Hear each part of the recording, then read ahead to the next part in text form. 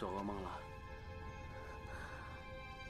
师兄，我怀疑丑儿所带来的那个女子，她似乎是魔教中人。不会吧？魔教女子怎敢来我华山横行啊？是真的，我看见她所用的剑弓，跟当年我们跟任我行打斗的时候，任我行所用的颇为相似。如果真是这样，那我们可得好好的从长计议一番了。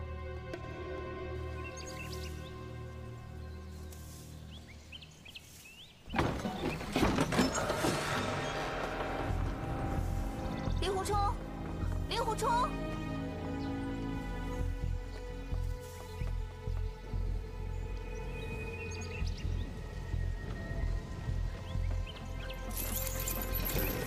令狐冲！令狐冲！你叫我干什么？危险！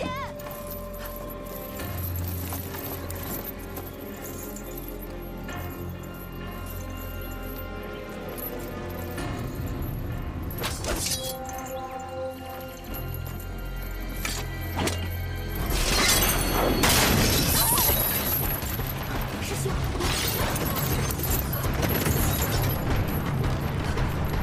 岳不群，你干什么？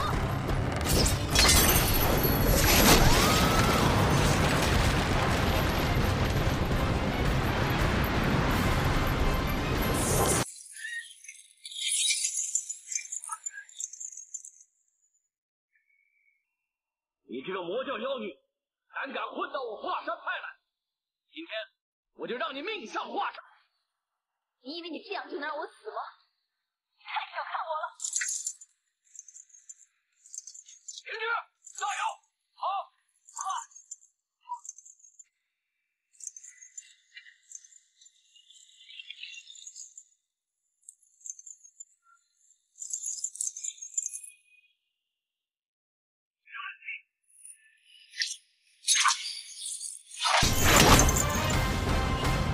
师兄，我们这样做是不是不太好？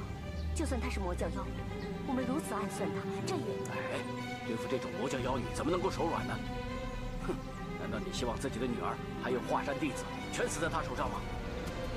给我杀了她！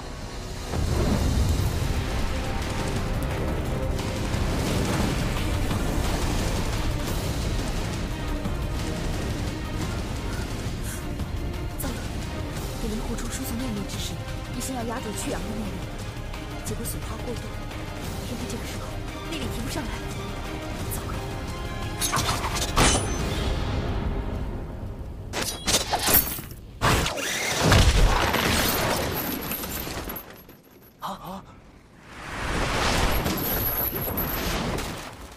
岳不群，你这个伪君子，青山不改，绿水长流。你等着吧，早晚我要让你们华山派变成无门无派。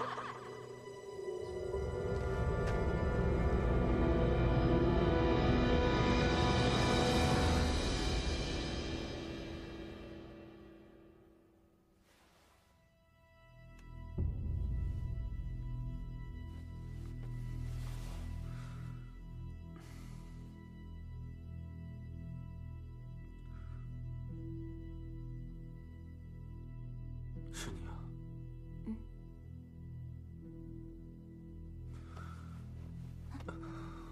今天觉得好多了吧？好多了。那就好。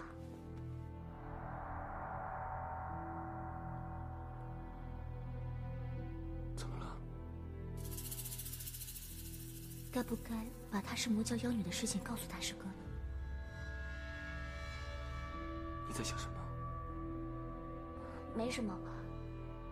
东方姑娘跟我说，她突然有点急事，要先走，过一阵子再过来看你。他这个人就是这样，来像一阵风，去也像一阵风。是啊，她是挺古怪的。哦，对了，现在什么时辰了？天都快黑了。哦，难怪，肚子都有点饿了。饿了，那我去拿些吃的给你，好不好？好啊。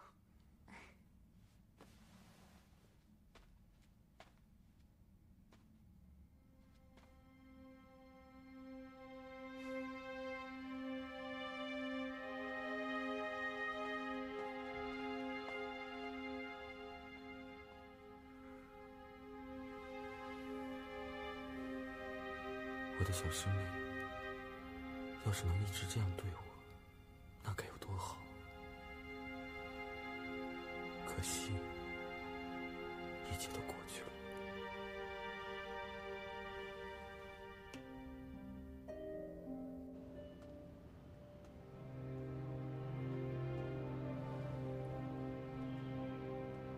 师兄，他现在活着离开了，会不会回来报复啊？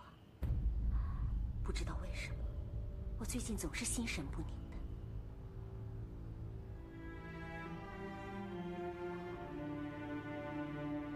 不如我们下山躲一躲吧。躲？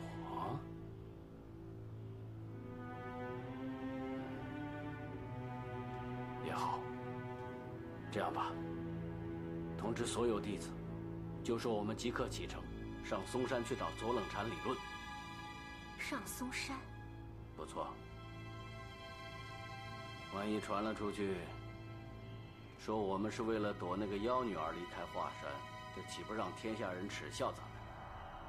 但如果我们上嵩山去找左冷禅理论，他们反倒会佩服我们有胆色。不过这一次，咱们可不能带冲儿一起去。为什么？舟车劳顿，我怕他身子撑不住。那冲儿他怎么办呢？当日在思过崖，要不是他误入了剑宗魔道，我早已将紫霞神功传授给他。只要他背熟秘诀，就能为自己疗伤，又何至于落到如此的地步呢？师兄，既然紫霞神功可以救好冲儿，不如我们就把紫霞秘籍留给他，让他自行疗伤吧。绝对不行！紫霞秘籍乃我华山绝学，万一丢失落入魔教手中，这叫我怎么对得起华山的列祖列宗啊？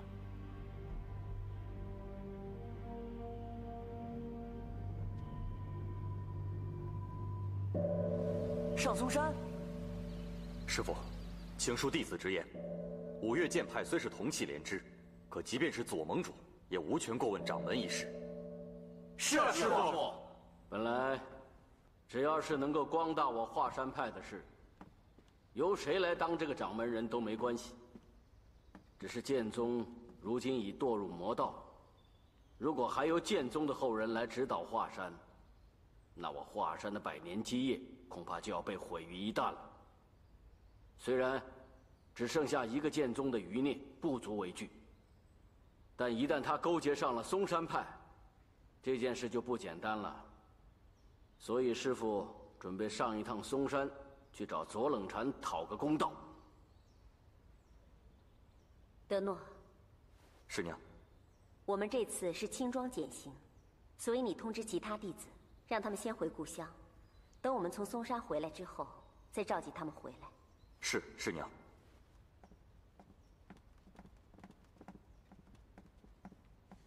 师父，可是大师兄他现在身负重伤啊。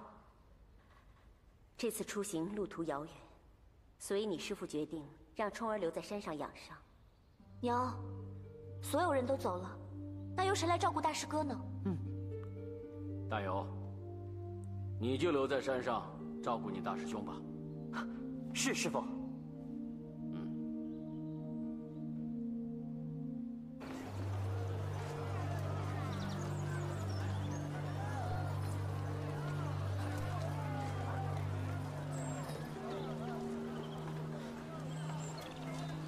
师姐，你是不是不高兴啊？没有啊。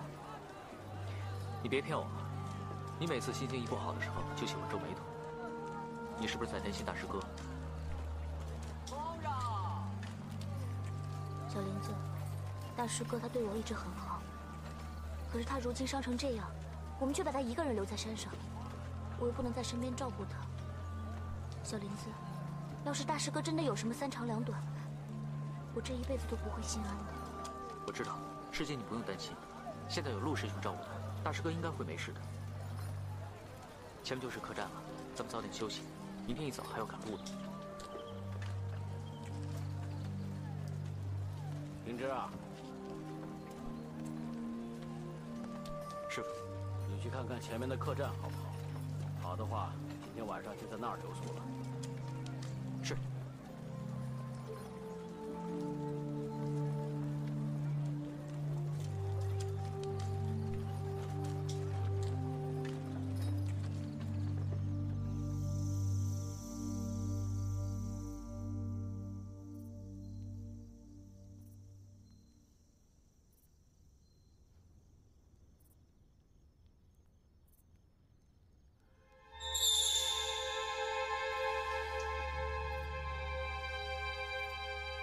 不会是那个魔教妖女回来寻仇来了吧？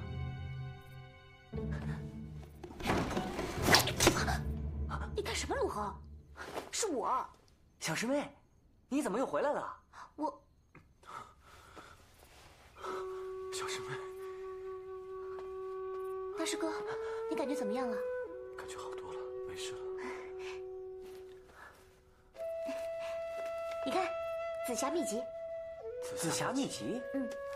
我爹说，你身上所进的是旁门左道的真气，只有用本门最上乘的内功心法才可以化解。陆恒，你就一个字一个字的念给大师哥听。好。哎，不过你自己可不许偷学啊！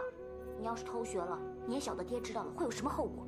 小师妹，我的武功底子差，我哪敢偷学呀？大师哥，大师哥，你看，紫霞秘籍，师傅破例把紫霞秘籍传授给你，这下你就有救了。我真的有救了。这个秘籍不是爹给我的啊！你偷的？这要是让师傅知道，这可怎么办呢？什么怎么办呢？爹难道会杀了我不成啊？只要我救得了大师哥，爹和娘也会很高兴的。到时候他们哪还会顾及这些啊？哎，说的也是啊。如果真的能治好大师哥的话，师傅一定不会责怪下来的。那是。不行。马上把秘籍还给师傅。为什么？我好不容易才拿出来的。大师哥，我又不是让你偷练别派的武功，只是练好本门的内功而已啊。哎呀，是啊，大师哥。再说你也不用完全练完，只要练得正好，你把你体内4道真气排出来不就完了吗？再说了，你是本门的大师哥呀，师傅早晚会把紫霞秘籍传授给你的。现在只是练得早了一点而已嘛。哎。我再跟你说一次，师傅没有亲自传授，我绝对不会练紫霞。大师哥，你别激动。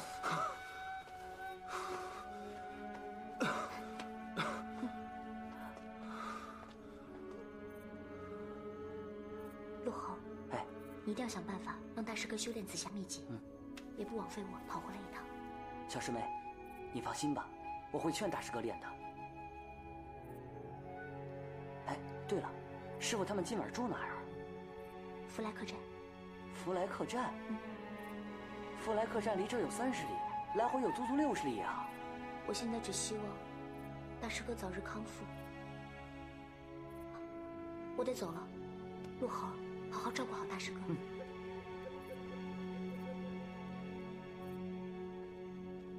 小师妹，路上小心呐！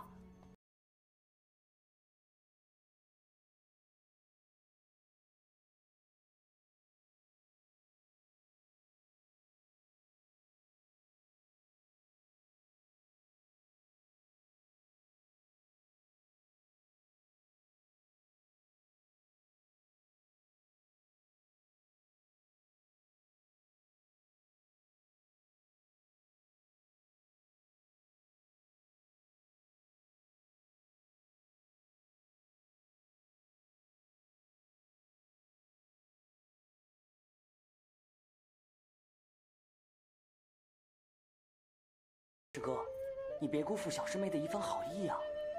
我要开始念了啊，你听好了。天下神功，以炼气为正。喂，啊，你念什么？紫霞神功第1章啊！我不是说不练吗？你念什么劲儿？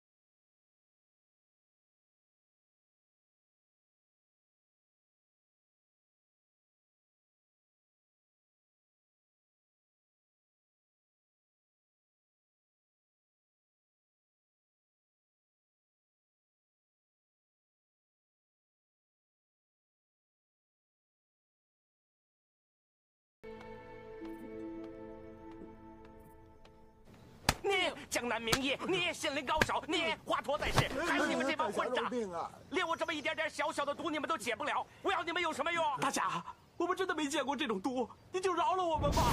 是啊，这种毒我们连见都没见过，怎么解啊？解不了，帮我缓缓也行啊，至少帮我争取点时间，好让我去找那个平医纸啊。这实在是什么？哦，我知道了，你们都是些庸医。既然是庸医呢，就不应该活在这世上，都应该去死。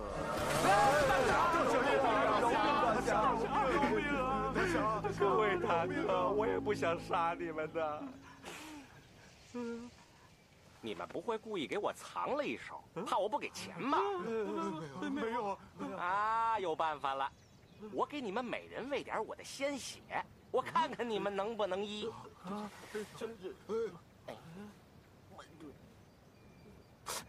搁哪儿能不疼呢？等等，大侠，我们正在想呢。快！看来这人是个疯子，如果咱们不给他治，早晚得被他弄死。这还不如咱们先把他给整死。好主意。大侠，我们知道怎么治了。真的，是不是？太好了！我就知道你们这帮老小子，不逼你们就想不出办法来。快说，怎么医？很简单，既然你中了毒，我们就先施针，然后再把你绑起来，最后才能把你的毒散出体外呀。好。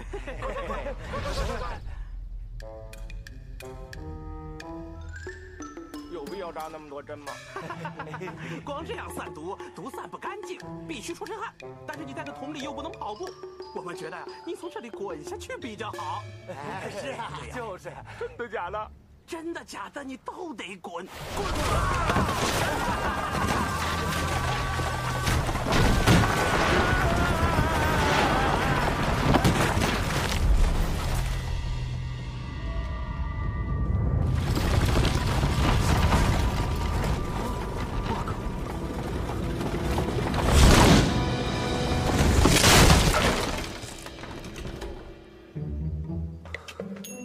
喂，田兄，你怎么在这儿？你怎么样？喂，田兄，行不行啊？不行了。真没想到，我此生最后见的一个人，居然是你。我也没想到，我最后跟你死在一起啊。喂，你说，这个时候如果来一壶美酒的话，该有多好啊！是啊，要是再来个女人，那就更好了。狗改不了吃屎。华山大弟子居然沦落到跟江湖下九流淫贼之交的地步，真是可笑啊！你不是回去了吗？怎么还在这里？你们不要以为有妖女给你们撑腰，这件事就算完了。我告诉你，正是正，邪是邪，永远势不两立。就算岳不群夫妇把这事告到左盟主那儿，也不会有太多改变。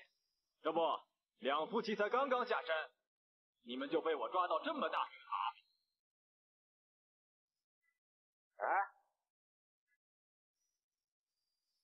想怎么样？想你们死！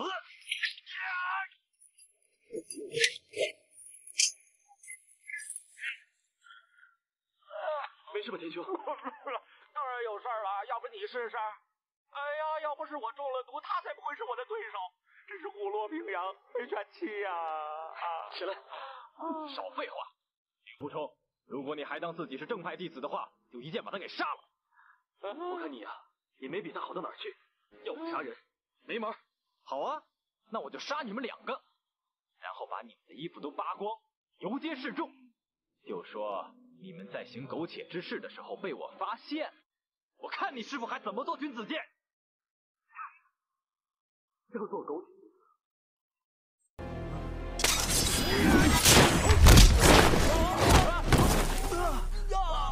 我怎么那么倒霉呀？你不想跟我做，也不用打我嘛！快起来！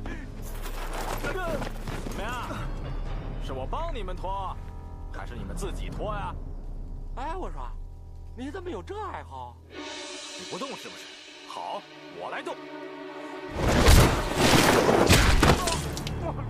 哎呦！天生，你到底想怎么样？你脱不脱？令狐冲，不要被他欺负，老子死了就死了，18年后又是一条好汉。好，我成全你。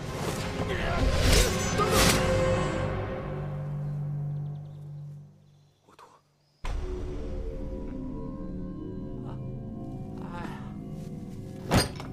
太不像话了！你也真是的，这么大的事情，怎么不跟你爹说一声呢？我就是怕爹不同意，所以我才……所以你就偷是吗？商儿也是救冲儿心切，所以才一时糊涂了。一时糊涂。华山的门规，如果没有经过掌门人的同意，就私自偷看秘籍，该当何罪？爹，这件事不关大师哥的事，你要罚就罚我好了。你给我闭嘴！立刻跟我回华山去，走。师兄，我跟你们一起去。不用了，你带着德诺他们在10里外的韦陀庙跟我会合吧。走。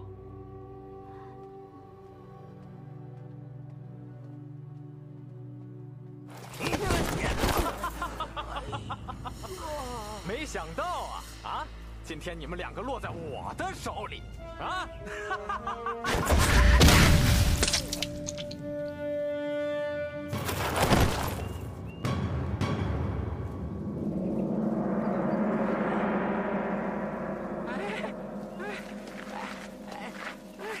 哎呦，我看到你实在是太高兴了，我太……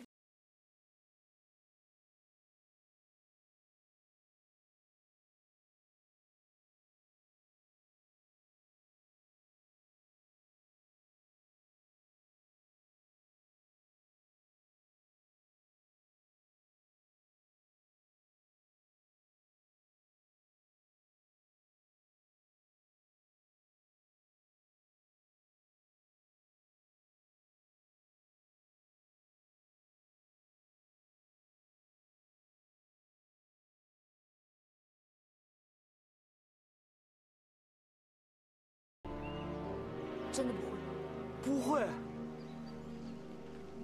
放开我，大师哥！师傅，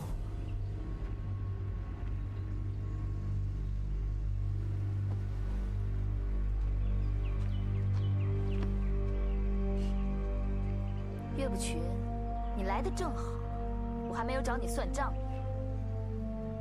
你究竟想怎么样？你暗算我，还问我想怎么样？我想杀了你！杜方姑娘，你怎么样？爹，他好像受重伤了。哼，妖女，想不到你也有今天，受死吧！爹，他犯了什么错？你为什么要杀他？她是魔教妖女，如果你不杀她，一定后患无穷。可是他没有做任何伤害我们的事情啊！那也不能放过他。天生，快带他走啊！快！冲啊！让开！快啊！我走了！闪开！冲啊！大师哥，大师哥，你怎么样？冲儿，你真是太糊涂了！你怎么能放虎归山呢？师傅，请恕徒儿不孝。哼！紫霞秘籍呢？在陆豪那儿。师傅，小师妹是为了救我的性命，才偷紫霞秘籍的，你千万不要怪她。如果师傅没有允许我，我是绝对不敢偷看紫霞秘籍的。走，回华山。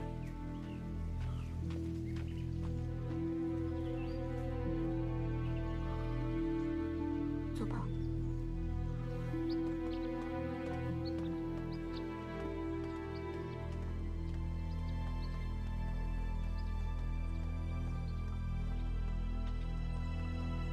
大师哥，你慢点。陆豪，陆豪，陆豪，陆豪，不用担心，我只是点了他的穴道而已。原来是这样，吓死我了。虫儿，快去解开他的穴道。是，师父。陆猴儿因为我不肯看秘籍，于是要念口诀给我听，我阻止不了他，所以才点了他的穴道。哦。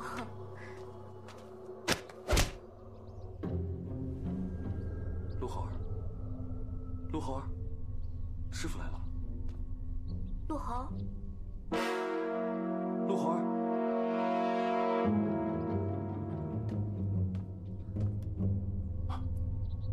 你点了他什么穴道？他死了。死了？陆猴，你醒醒，陆猴！陆猴！陆猴！师父，怎么了？他不可能死的，我刚只点了他的胼胄穴而已。秘籍呢？陆猴，陆猴，秘籍呢？陆猴，师父，我走的时候明明就放在这里的。你，大师哥。师父，徒儿知道错了，徒儿不孝。爹，都是女儿不好，你别怪大师哥了。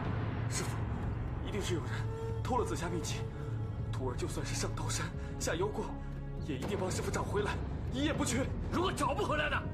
万一被人给抄了呢？那还能是我们华山派的夺门绝学吗？虫儿，你老实说，如果是你拿去了，把它交出来，师父不会怪你的。师父，徒儿向你保证，要是有人偷看了紫霞秘籍，有10个杀10个，有100个杀100个。如果师父还是怀疑是徒儿做的话，那师父就一想把我打死吧。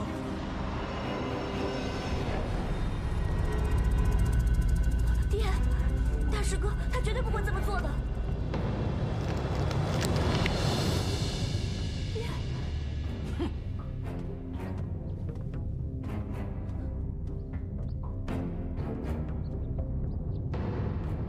怎么会这样？怎么会这样？陆猴，陆猴。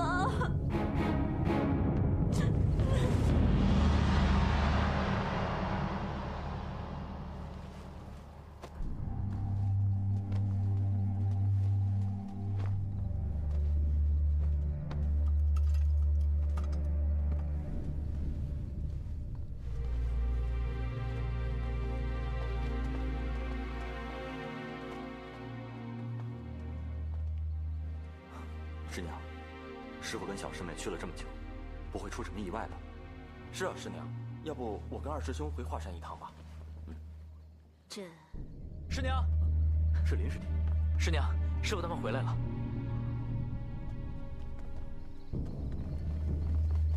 师兄，师傅，大师兄，你的伤势好多了吧？哎，陆师兄呢？哎，师姐，冲儿，到底出什么事了？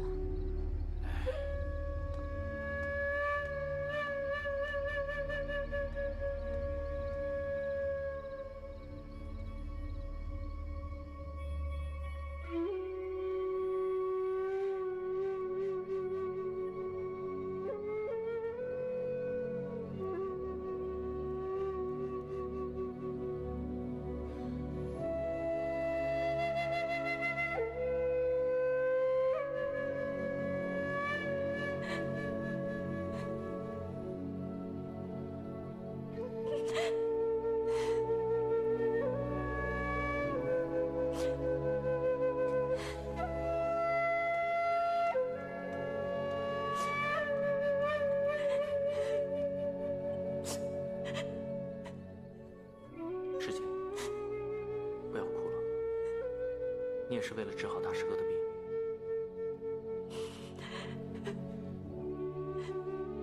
都是我不好，要不是我，陆猴也不会死，连他紫霞秘籍也不会不见了。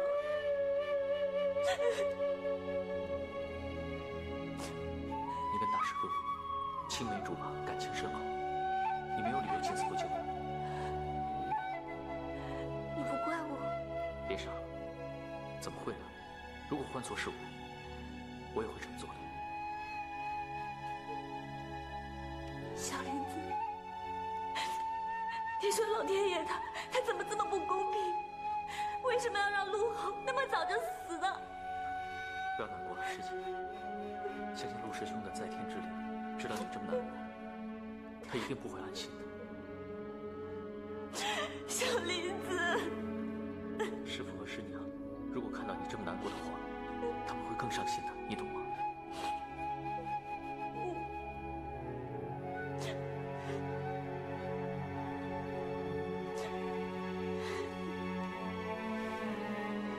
真没想到，我们一离开华山，就发生这么多的事情。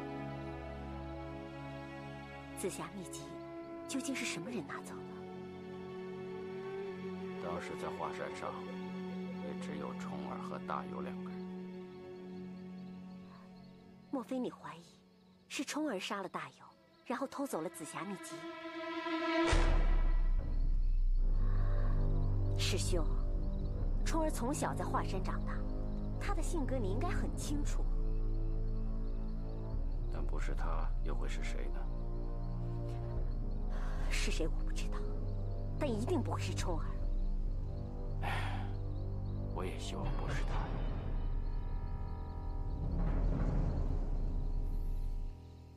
想不到师父还是幻影。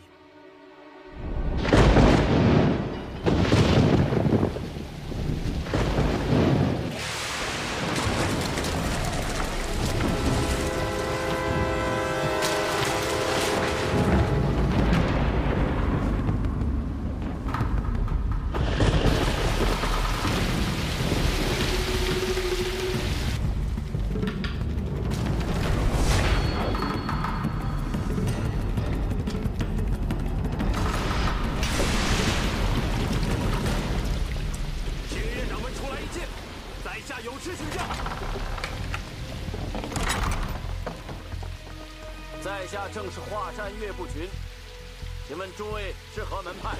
我以为岳掌门只对辟邪剑法有兴趣，原来对我们无名小族同样有兴趣。既然是无名小族，就不要打扰我师父。滚！听说岳掌门收了锦衣卫都统林震南的儿子为徒，素闻你们剑法神通，独步武林，对辟邪剑谱想必不屑一顾，所以我们斗胆向岳掌门借剑谱一看。我想诸位都弄错了吧？在下并无辟邪剑谱，不在你这里，在哪里？请岳长，识相把辟邪剑谱交出来，否则休怪我们手下无情。大胆恶贼，竟敢口出狂言！上！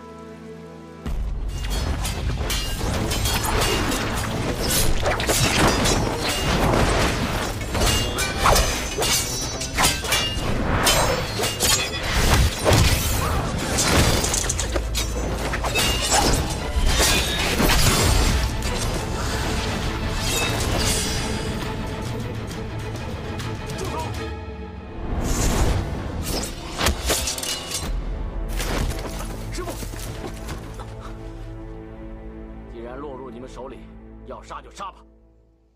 岳某人在江湖上众所皆知，杀我容易，想败坏我名誉，简直做梦。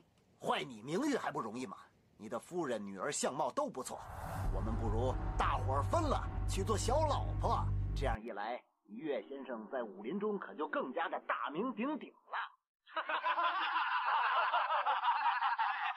岳先生，我们的来历或许你已经猜到了3分。我们并不是武林中什么白道上的英雄好汉，没什么事做不出来。众兄弟好色成性，倘若得罪了尊夫人和令爱，于你面上可不大光彩。那好吧，既然你们不信，尽管在我身上搜遍时，看看究竟有没有你们要的辟邪剑谱。哼，我劝你还是自己献出来的好，一个个搜讲起来，搜到你老婆、女儿身上，未必有什么好看。你别乱来，一切祸事都是因为我林平之而起。我告诉你，我们林家是有剑术，但是传了很多代，到了我这代，已经没有什么辟邪剑谱了。我说的都是真的，信不信由你们。好，那我今天就杀了你！住手！在下中山派陆白。原来是陆三侠，幸会幸会。不知几位尊姓大名，何不以真面目相见呢？我们多是黑道上的无名小卒，难听之极的匪号，若是说讲出来，怕是玷污了各位武林高人的耳朵。咱们打开天窗说亮话吧，人人皆知，福威镖局林家有一部辟邪剑谱，炼制可天下无敌。林振南夫妇被害，便有人眼红这部辟邪剑谱。林振南夫妇到底是被谁所害？外人不知详情，我们只听说这位君子剑暗施诡计，骗得林振南的儿子死心塌地地投入了华山派门下，那部剑谱自然也带入了华山派门中。那恐怕也不见得吧。华山派的剑法精妙，而且岳先生的紫霞神功更是独步武林，乃是最神奇的一门内功，如何会去贪图别派的剑法呢？岳不群有什么精妙剑法？他华山派剑气两宗分家之后，气宗霸占华山，只讲究练气，剑法平庸幼稚之极。可是众位亲眼目睹，眼下他们就是为我们几个无名小卒所擒。岳不群当然有自知之明，他是急于得到辟邪剑谱，好精研剑法，以免徒有虚名。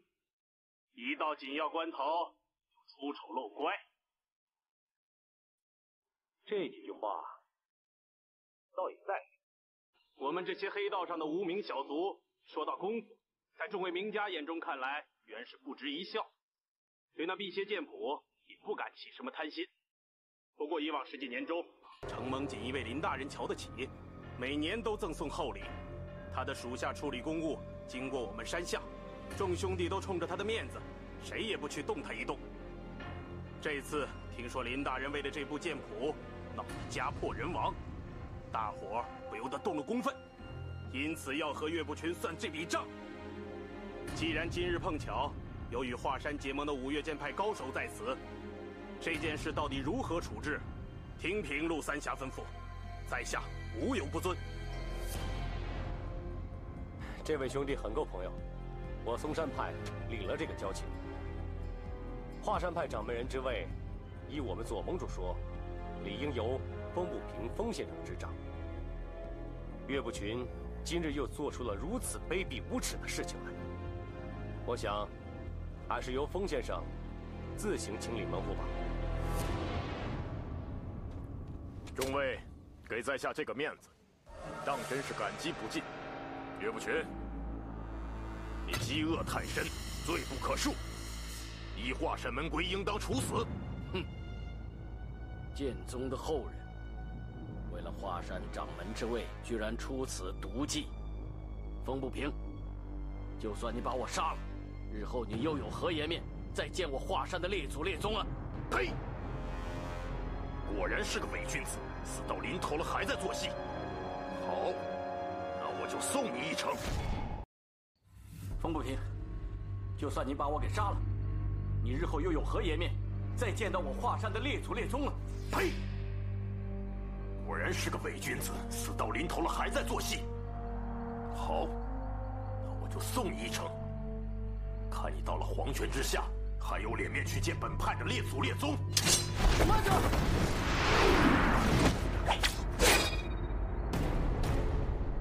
想做掌门，得先问过我这个大师兄嘛。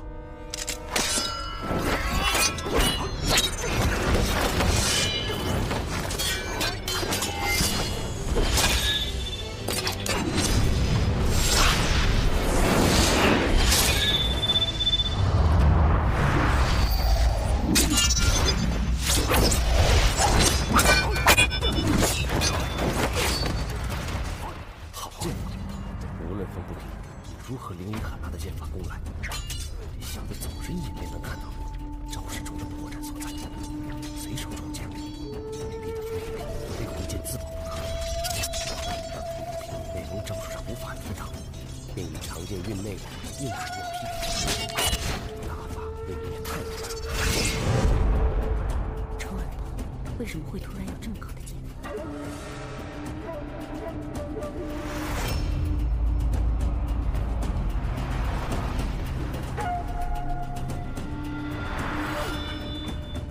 你使的什么剑法？这当然是化神剑法。混账！为剑宗之长，意图重掌华山一派，倘若在剑法上竟输给了气宗的一个徒儿，做华山派掌门的雄徒定然从此化为泡影，势必又将入身隐居，再无脸面在江湖上行走了。想不到剑宗后人居然要运气练剑，你不如改投我们气宗门下，重新修炼。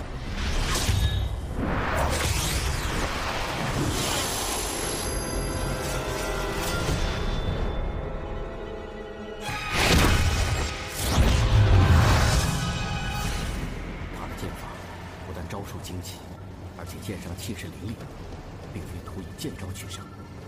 此人虽为剑宗后人，但气功之高，竟也并不在我之下。仇儿在此狠招之下，竟然始终抵挡不住，这剑法之高，好生令人奇怪。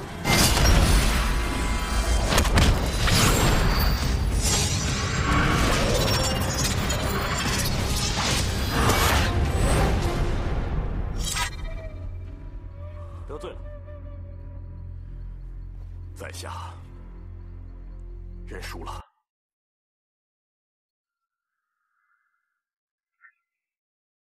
竟在拜见左掌门时说在下对他的圣意感激不尽，可惜在下学艺不精，技不如人，已无脸再争掌门之位。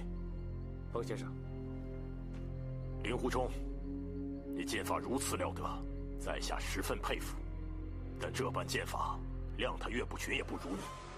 这剑法是哪位高人所授？也好让风不平输得心服口服啊！承蒙前辈相让，侥幸胜得一招半式，何足道哉？在下是恩师岳先生，座下大弟子。告辞。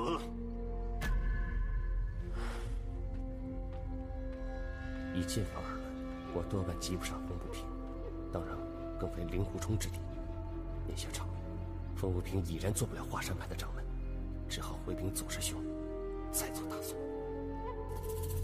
令狐仙芝，阁下武功高强，已令在下大开眼界，后会有期。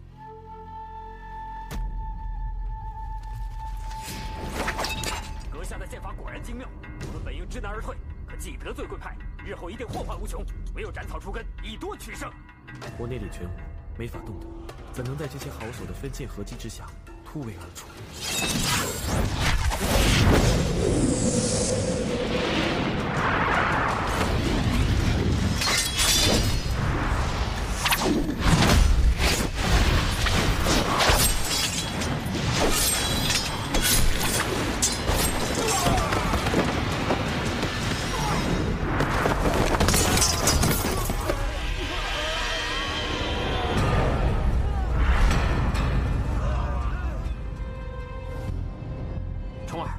赶紧挑断他们的脚筋，再慢慢的拷问他们。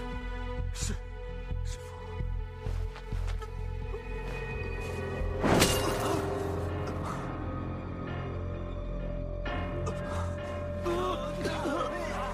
大家冷静一下，用手拉住同伴的腰带，跟着我走。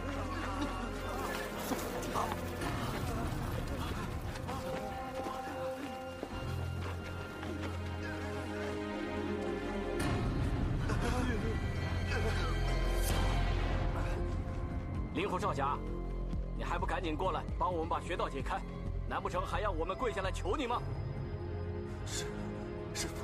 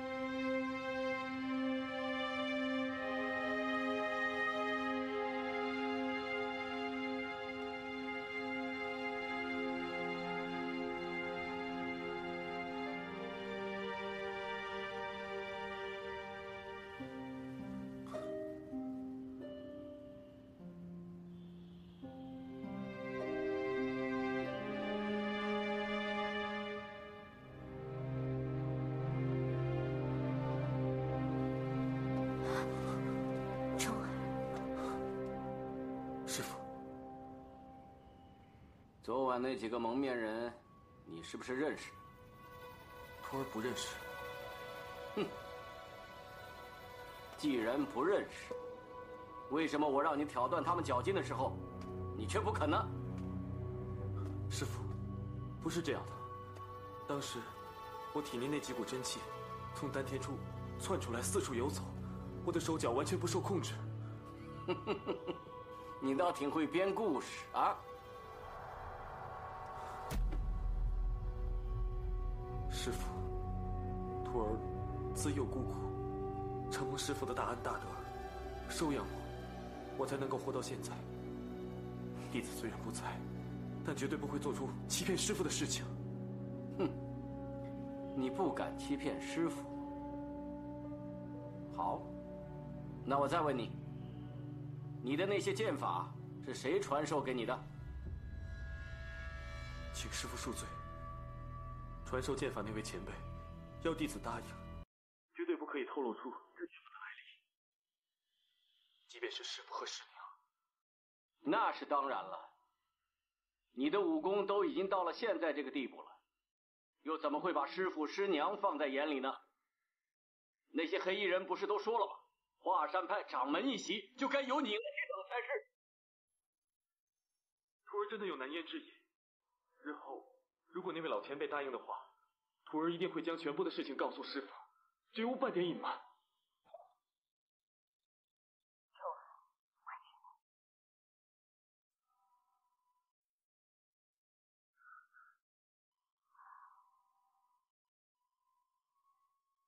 师兄，昨天晚上要不是因为冲儿，我们华山派必当全军覆没。不管传授冲儿剑术的那位前辈究竟是谁，我们所受的恩德总之不小。至于那些恶徒的来历，日后总能查得出来。冲儿跟他们之间怎么可能有交情呢？是啊，爹，大师哥他一剑就刺下了那些人，怎么可能跟他们是一伙的呢？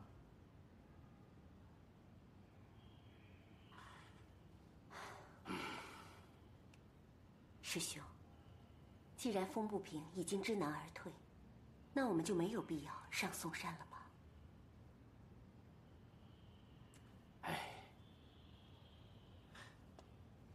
师父、师娘，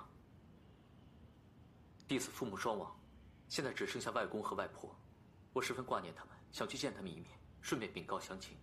如果师父、师娘，还有师兄、师姐肯赏脸的话，不如到弟子的外祖家盘桓数日，想必我外公外婆定感万分荣幸。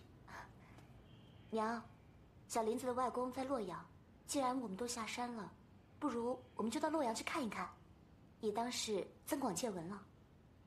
平之的外公金刀无敌，威震江湖，我一直对他非常敬仰，只可惜无缘见面。好，我们不妨就到洛阳走走，说不定还能结交到几位谈得来的朋友，那就更不虚此行了。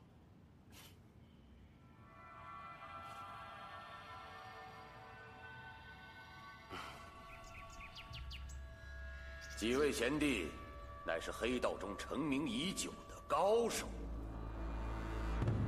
再加上华山剑宗的风不平、程不忧，还有丁师弟、陆师弟，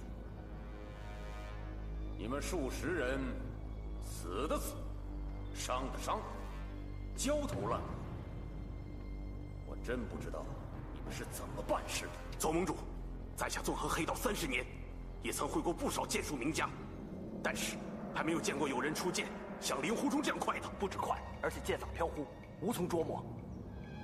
哦，那令狐冲不过是岳不群的徒弟，怎么会有如此超凡的剑术？左盟主，令狐冲的剑法的惊人之处，在于他出剑的角度十分的飘忽，令人琢磨不透。而且他每每洞悉别人的先机，攻其不备。恕师弟大胆说一句，令狐冲所使用的武功，并不是华山剑法。左盟主，悔木之仇，望左盟主替我们兄弟主持公道呀！请左盟主替我们报仇。大家静一静，静一静。左盟主自有安排。各位贤弟，先在弊处安息一下。至于复仇之事，咱们稍后从长计。多谢左盟主大恩。师弟，带他们去歇息吧。左盟主，各位，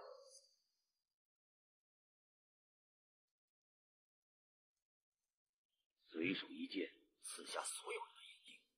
我为令狐冲已经得到了辟邪剑谱。掌门，刚刚收到一封密函。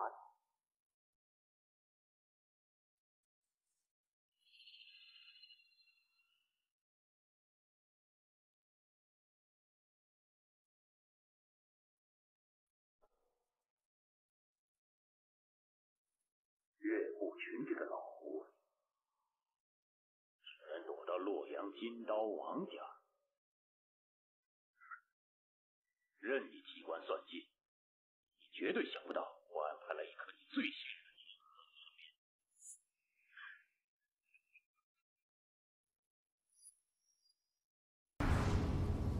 哎呦喂！哎呦喂！哎呦喂！哎呦喂！哎呀！哎，我说美人，咱们这到底是要去哪儿啊？我们这往西都走了好几日了，你该不会是要我陪你去西天取经吧？啊？再半日就好了。哎呦，你骗谁呢？你都说半日好几次了。再啰嗦就送你上西天。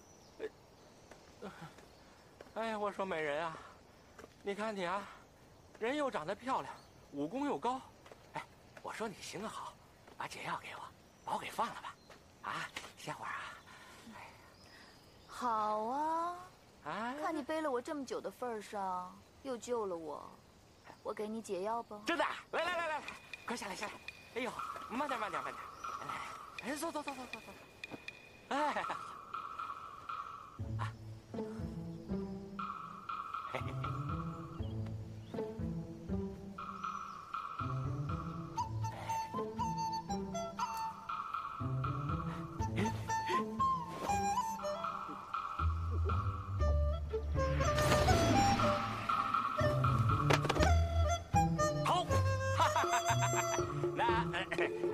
既然你把解药给了我，我又救了你一命，从此以后我们就恩怨相抵，互不相欠。田某告辞不送。我问你，你服了我几粒解药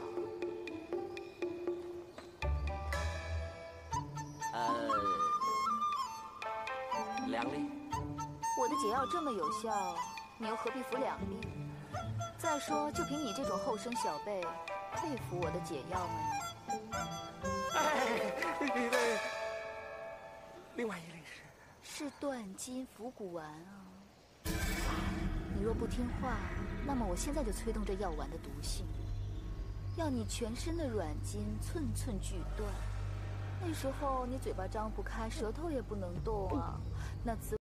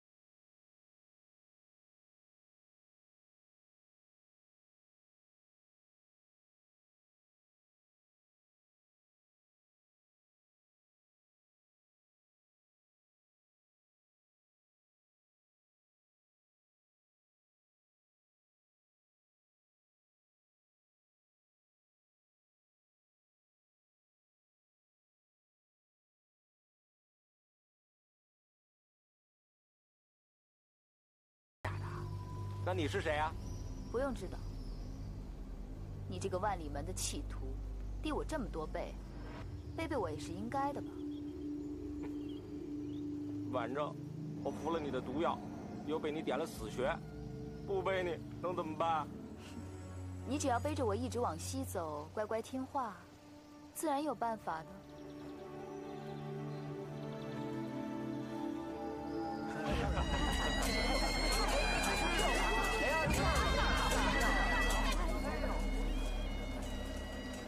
停，放我下来。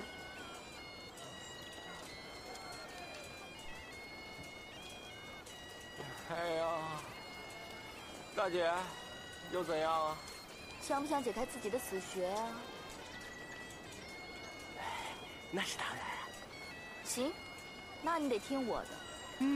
喏，有没有看到前面有人在娶妻啊？你上前去抢新娘。不会吧？这扮新郎入洞房的事呢，我确实干过不少。但是在光天化日之下抢人家老婆，不太合适。不过听起来倒是挺刺激的。但跟我的死穴有什么关系？有关，大大的有关。哦，你说来听听。该不会是说，让我和抢来的新娘一块洞房，便能解了我的穴道？要是这样的话，我倒是不妨让你多点几次。那就要看你有没有这个本事了。这么说来是真的，我现在就去。慢着，话还没说完呢。又怎么了？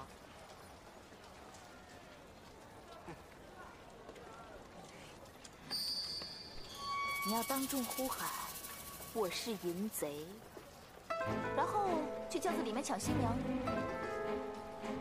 这也使得？记住啊，不能使用内力，不能使用武功，不能使用轻功，否则你体内的断筋伏骨丸一旦发作，那就要你的命了。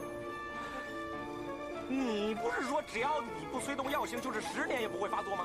是啊，不催动就没事。可惜我刚才这2掌已经用了内力，你身上的禁制已经解除，你要是一动，就是一个死字。你玩我！你要解穴，就只能如此。哎，美人，要是你说的那样，我过去抢亲，会被人家打死的。我就是要你挨打。我现在内力不足，难以同时给你解开死穴。现在你身上的禁制已经解开了，叫众人一顿好打，打得你吐出淤血，那就好了一半。你什么？你现在时间不多了，快去！我是淫贼啊！我是淫贼！我是淫贼！我是淫贼！淫贼！我是淫贼，还敢说自己是淫贼？哎呀，我是淫贼！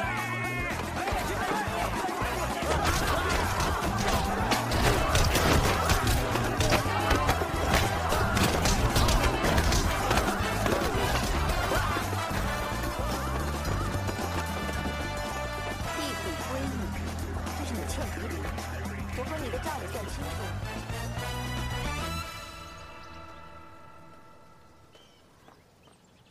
到了。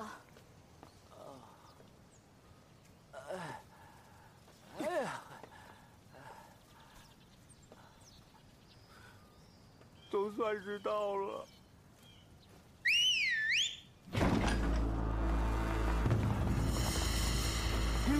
参见教主。起来吧。谢谢教主。你是魔教？不，原来你就是日月神教教主东方不败。幸会幸会。怎么样？你怕呀？怕，倒是不怕，只是有点庆幸。庆幸什么？庆幸我在路上没有因为你长得漂亮而轻薄于你。若你知道就好。我警告你，不只是我，连那个夷陵小尼姑也是，不然你一定死无葬身之地。是，我怎么会嫌命长呢？东方教主，本座从来也没给你吃过什么断筋伏骨丸啊。啊？那是一粒血参丸，你吃了这颗补药，再挨一顿打，各处穴位已然正常。滚啊！多谢啊。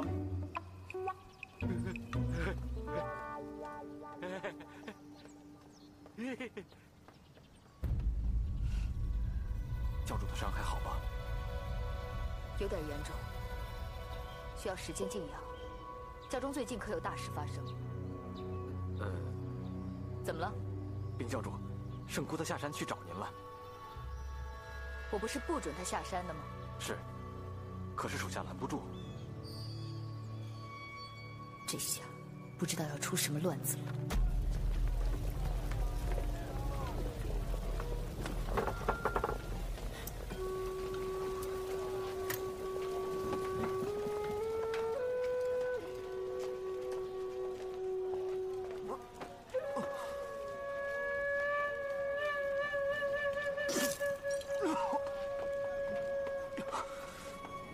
大师兄，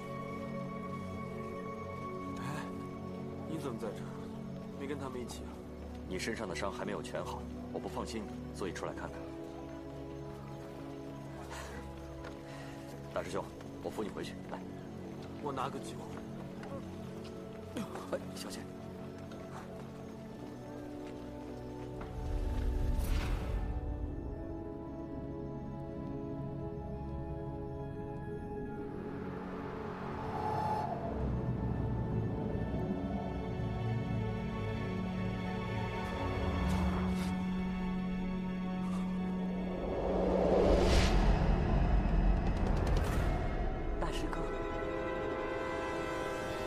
师哥，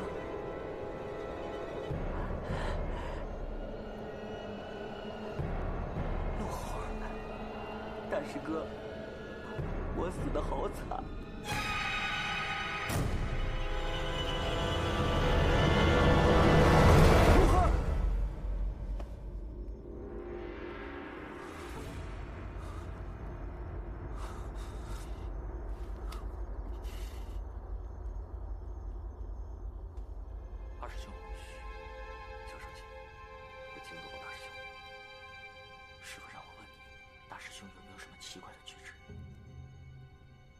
边走边说。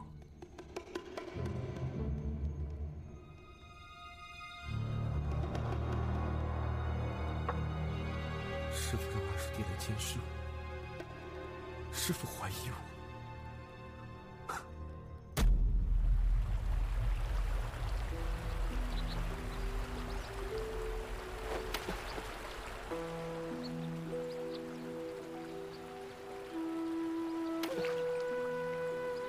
冲儿，师娘，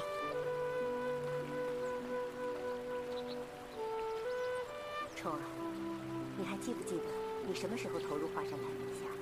我记得，那年我们乡下闹瘟疫，我爹和我娘都死了，我流落街头，讨饭度日。幸好师父师娘收留我在华山，到现在已经有15年了。 是，那时候珊儿只有3岁，在众多弟子当中，你是最聪明，悟性也很高。华山派早晚要交到你的手中。其实我跟你师父对你期望很高，你千万不要让我们失望。师娘，可是师父他怀疑我，他还叫二师弟来监视我。最近的确发生了很多事，林家的辟邪剑谱下落不明，紫霞秘籍又被人偷走。 而你最近的武功又大有长进，从这种种迹象上看，你又怎么能怪你师父怀疑你？林志南夫妇他们临死前的遗言，我都一字不漏地告诉林师弟。那本辟邪剑谱，我连看都没有看过；紫霞秘籍，我也没有拿。我之所以学会这剑术，全是一位高人传授给我的。师娘，可是我答应过他，不能够泄露他的名字。师娘，你要相信我。你从小到大，你有病有痛，都是我一手照顾你。你的脾气我最清楚。你要说没有，那就一定是没有。师娘，你放心，无论何时何地，我都会支持你，相信你。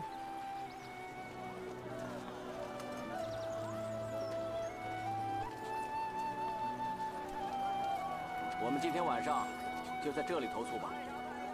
师傅，我想先去我外公家通传一声，请外公准备好一切，恭迎师傅师娘到访。哎，江湖上的规矩，可免则免。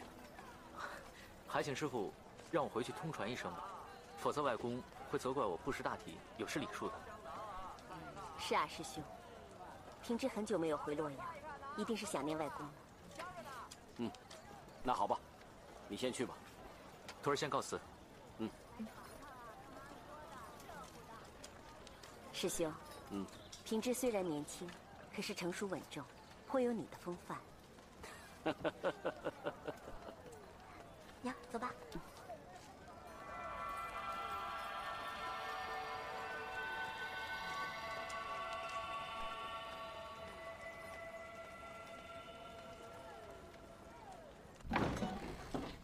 大师兄，什么事那么高兴？你看，哇，40两这么多，捡到的？不是，不过也和捡到没什么两样了。哎，大师兄，你也有份？我也有。当然了，金刀门的王老英雄来迎接师傅师娘。师兄啊，王家的排场可真大呀！哎，不但备了很多贵重的礼物，只要是我们华山的弟子，都有这40两银子可以拿。大师兄，你也去吧。我才不去。为什么？拿这40两银子喝酒也好啊。40两又怎样？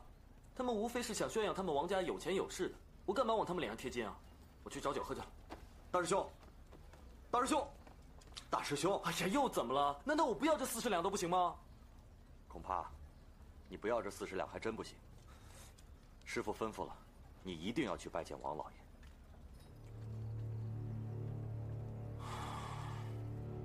院长们，感谢你收留我们平之，老夫是感激不尽啊。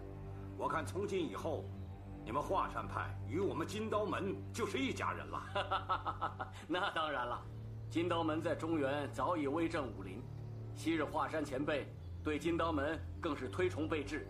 今日得以见到王老英雄，如果再能得到王老英雄指点一二的话，那我华山派的师徒们，那真是受益匪浅呐。哎，好说好说，老夫不敢当，不敢当啊！哎，师傅，大师兄来了啊！师傅，王老英雄，这就是我华山派的大弟子令狐冲。成儿啊，快拜见王老英雄。晚辈令狐冲拜见王老英雄。好。成儿，见到王老英雄怎么不下跪呀？外公，舅舅，因为大师兄他有伤病在身，所以大礼还是免了吧。好，不打紧，不打紧。令狐仙芝啊，我这儿有个见面礼，小意思，不成敬意，你拿着吧。那我就收下了，王老前辈，正愁没钱买酒喝呢。重儿，你。院长们，既然到了河南，不妨在寒舍多住些时日，也好让老夫尽尽地主之谊呀！啊！王老英雄，您实在是太客气了。哎，马车已在外面准备好，院长们，请。王老英雄，请。请。请吧。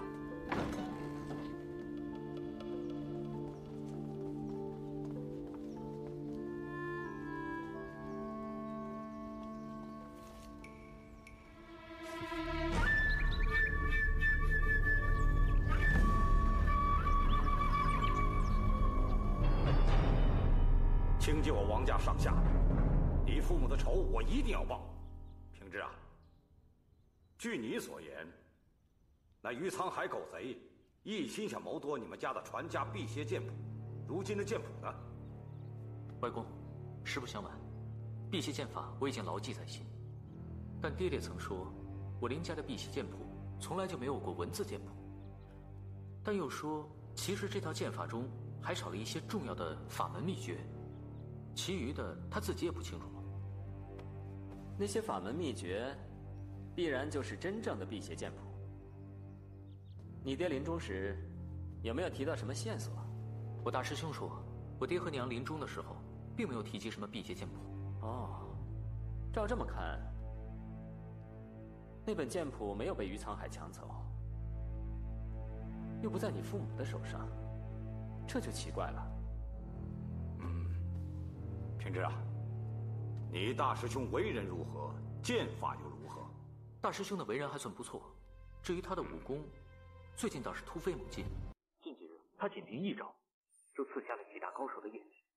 等等，这点可疑，莫非是你大师兄拿走了辟邪剑谱？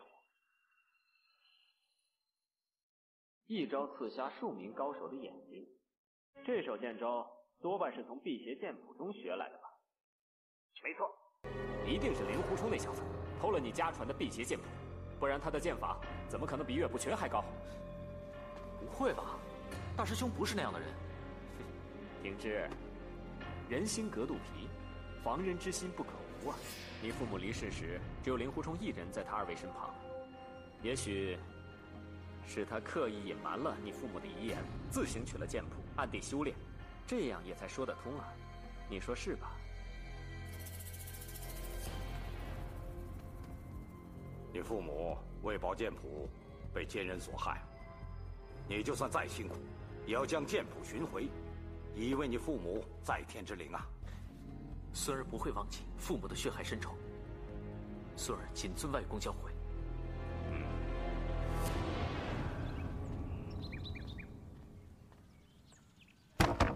大师兄，大师兄，大师兄，大师兄。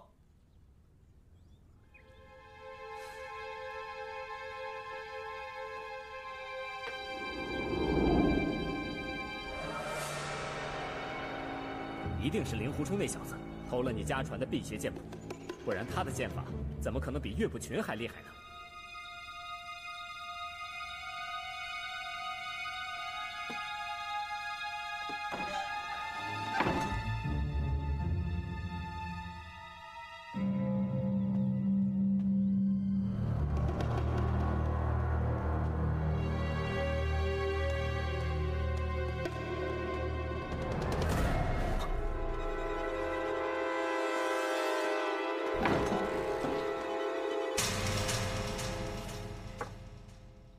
大师兄，我外公让我给你带了一盒牛黄血蝎丹，散瘀止痛，很有效的。好，帮我谢谢他。那我先走了。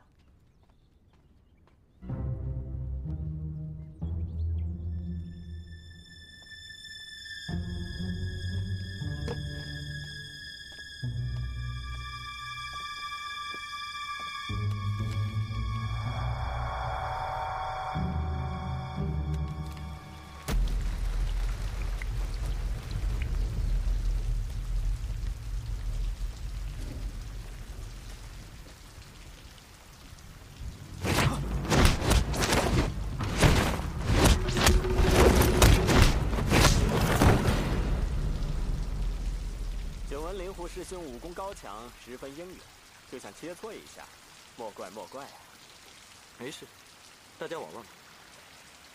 令狐冲。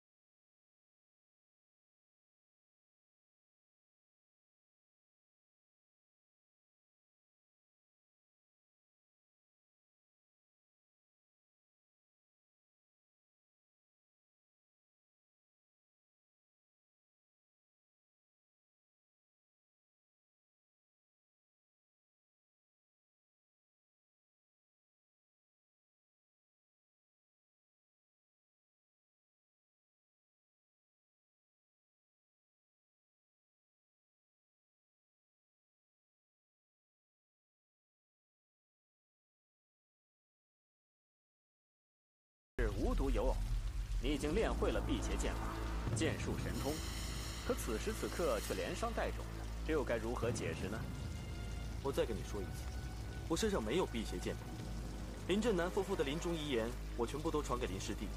我林狐冲要是说谎的话，我愿意五雷轰顶。这等关涉武林秘籍的大事，倘若发了一个誓便能不了了之，岂不是把天下人都当作傻子了？你想怎么样？我不想怎么样。倘若没有的话，你让我搜身。不，你把我当贼了。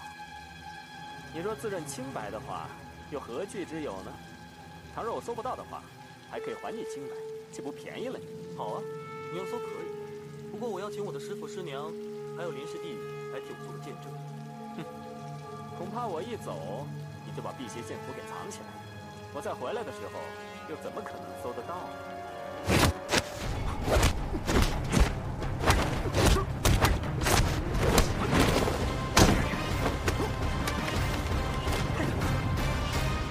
这下人赃并获了吧？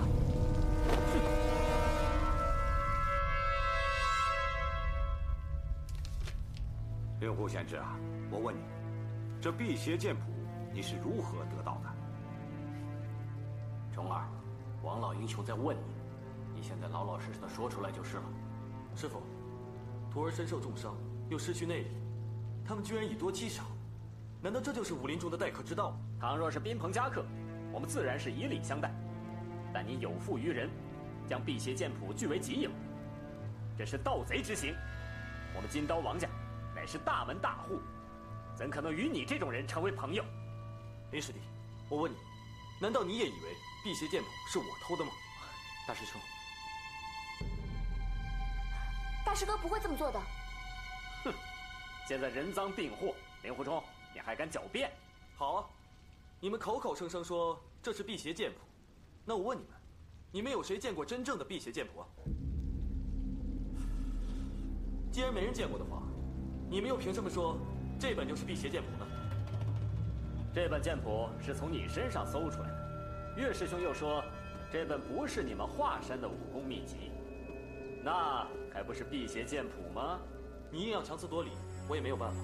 好啊，你硬要说是辟邪剑谱，那就是辟邪剑谱了。那你照着练呢，看能不能练成天下第一剑法。令狐贤侄啊，小儿刚才得罪了，这就抱歉。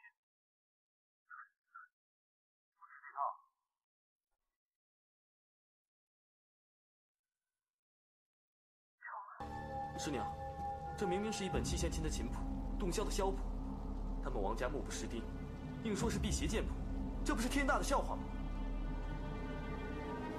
王老英雄，可不可以借你这本书给我看一下？可以，来。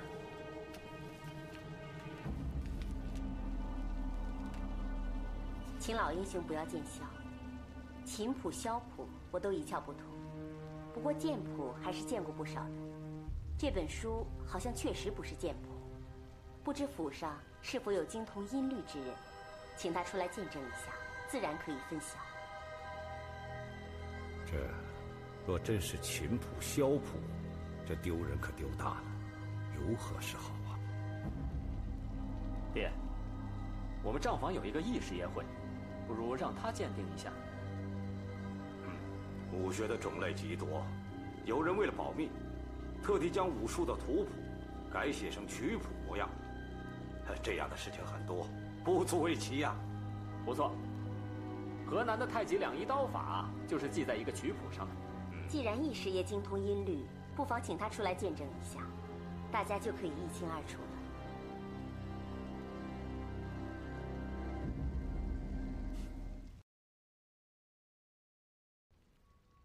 义师爷，妈，这是不是一本普通的琴谱与箫谱？不对，这世上绝无此事。晚生实在难以参透啊！是不是有什么可疑之处？是不是与一般的琴谱都不大相同啊？这个嘛，晚生也看不明白。这里是空的，突然又变声，有违乐理，是不能够弹奏出来的。这里是绝调，突然又变语调，哎呦，我真是没有见过这种曲谱啊！洞箫之中，无论如何是不能演奏出来的。你不会弹奏，并不代表别人不会啊。那说的也是。不过，如果这世上真的有人能够演奏出这首曲子，晚生佩服的五体投地，佩服的五体投地呀！除非是东城。按照你的说法，这个曲谱根本就没法弹奏，是吗？晚生是无能为力啊。易师爷，你刚才不是说东城有人能吹奏出来吗？这个晚生也不敢担保，只是东城的绿竹翁，他既会抚琴又会吹箫，也许他能够演奏出来，也不一定。他吹奏的洞箫可比晚生要高明得多呀。既然不是普通的曲谱，那一定就是内有文章了，是不是？王前辈，如果你还是不信的话，可以找那个绿竹翁来见证一下嘛，也好还我个清白。是啊，易师爷，劳烦你派人把这位绿竹翁请来。这绿竹翁只不过是个编织工匠，而且行事疯疯癫癫的，这种人的话怎么能信得过呢？此事终须查个水落石出。冲儿是我们的弟子，平之也是我们的弟子，谁是谁非，不妨请这位绿竹翁出来评个理。去接只怕不成。这个人的脾气非常奇怪，他不想过问的事，就算你再怎么跪下来求他，他也不会理你的。不过他想插手的事，你拦也拦不住。想来这位绿竹翁也是武林中的前辈了。这绿竹翁啊，只不过是个篾匠，只会编竹篮打篾席，哪里算得上是我们武林中人呐？他只是弹得好琴，吹得好箫，而且还会竹画，有的人愿意出点钱来跟他买画，算得上是个附庸风雅的老匠人，所以地方上对他有几分敬重罢了。如此人物来到洛阳，可不能不见。王老英雄，那就劳您大驾，和我们一起去见见这位风雅的篾匠如何？既然岳夫人这样说，那老夫就陪你们走一趟东城吧。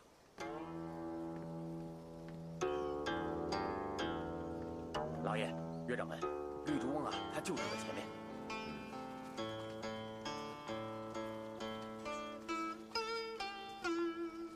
老爷，那位就是。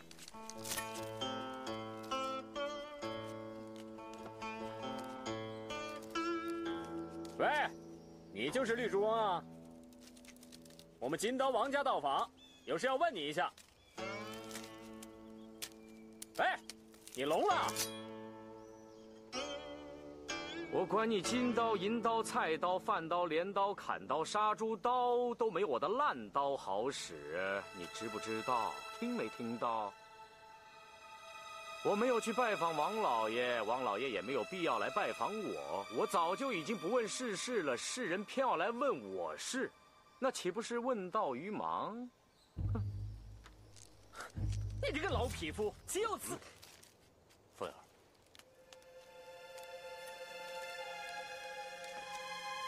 前辈，在下华山林狐冲拜见老前辈。你叫我什么？前辈。前辈。前辈。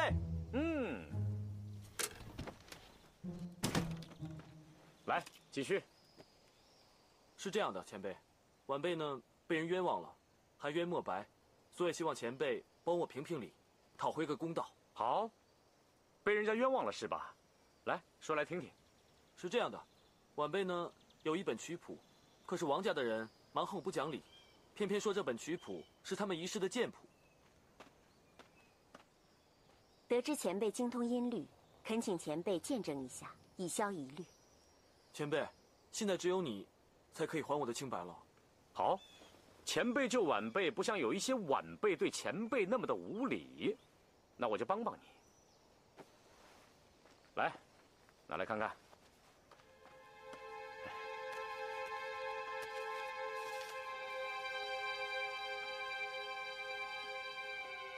敢问竹翁，这曲谱可否用武功秘籍来谱，以掩人耳目？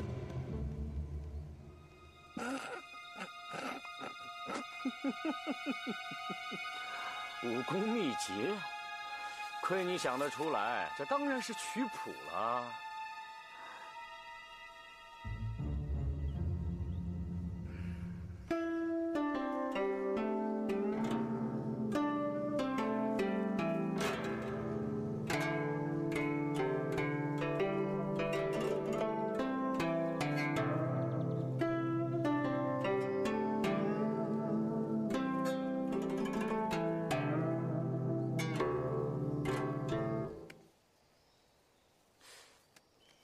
易师爷，你也是懂音律之人，你说，这么低的音能弹得出来吗？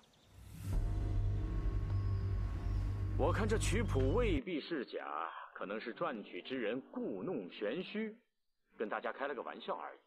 行，你就先回去，给点时间让我再推敲一下。这么珍贵的剑谱，江湖上不知道有多少人想要抢夺。怎么能落到不相干的人手里？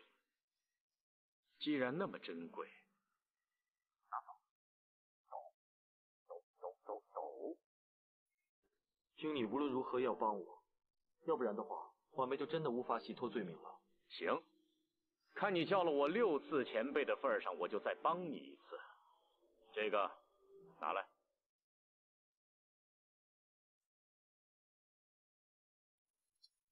我进去让我姑姑试试看。有劳前辈。那位绿竹翁，没有50岁，也有40岁了，他的姑姑岂不是得70多？是啊，这么大年纪，他还弹得动琴。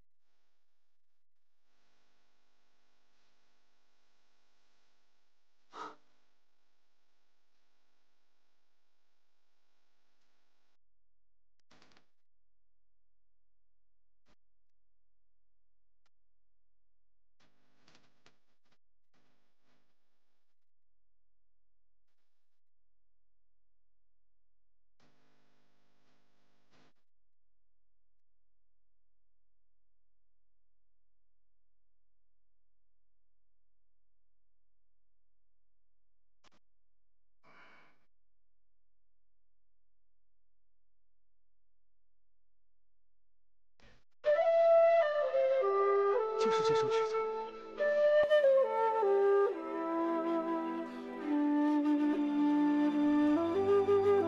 真好听。冲儿，这曲子叫什么名字？师娘，这曲子叫《笑傲江湖》。这个婆婆真是神乎其技，难得的是，她的琴箫尽皆精通。这么好听的曲子，想必你也是第一次听见吧？不，师娘，弟子当日第一次所听到的，比今日更为精彩。怎么会呢？难道这世上更有比这位婆婆的琴箫绝技还要高明之人？比这位婆婆高明，倒是不见得。弟子上次听到的是琴箫2人合奏，一人抚琴，一人吹箫，奏的就是这《笑傲江湖》之曲。好听吗，师娘？好听。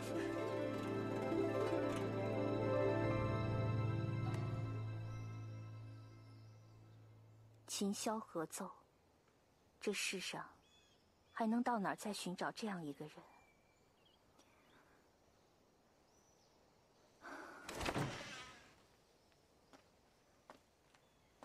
你们也听到我姑姑弹奏了，这的确是曲谱，来拿回去吧。啊，谢谢。不过这曲谱中所记乐曲之妙，世上罕有，最好不要落入俗人之手，不然的话就玷污神物。你，多谢前辈。还有，易师爷啊，你不懂得吹奏，千万不要痴心妄想硬学，不然的话对你无益有害。是，在下万万不敢。老爷。令狐贤侄啊，一场误会，真不好意思啊。既然是一场误会，又何必耿耿于怀呢？王老爷，我们回去吧。好，岳掌门，请。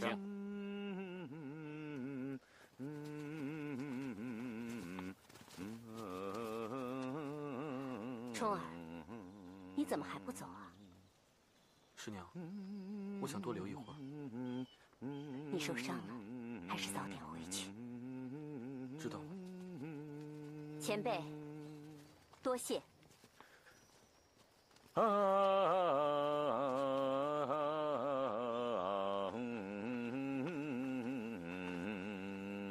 好曲，晚辈啊，能不能告诉前辈，这个曲谱从哪里来？当然可以，前辈，你帮了我这么大的忙。这个曲谱啊，是2位老前辈共同谱曲的，他们一个人善于弹琴，一个人善于吹箫，他们2人结为了知己。只可惜啊，他们遭逢了大难，2个人相继去世了。他们在临死之前把这个曲谱交给我，希望我能找到传人，以免它永久失传。原来如此啊，前辈，我刚才听前辈的姑姑琴箫合奏，我觉得这个曲谱啊，找到真正的传人了。我想请前辈收下，然后转交给姑姑，这样一来，我就不会辜负2位死去老前辈的一番心愿。收下吧。输给他，他也不一定收啊。再帮你一个忙吧，我问问他。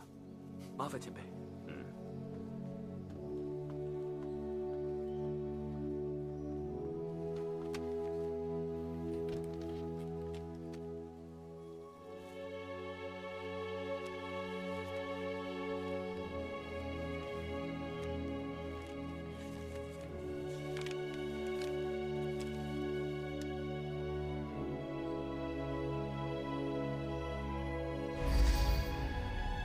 刘正风师叔和屈前辈，一个是正派高手，一个是魔教长老，2人一正一邪，势如水火。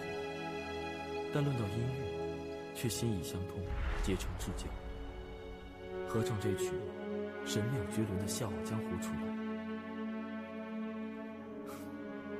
他2人同死之时，想到心中绝无遗憾，远胜于我孤零零在这世上。为师父所遗，为师妹所弃，为一敬爱我的师弟，却又被我亲手所杀。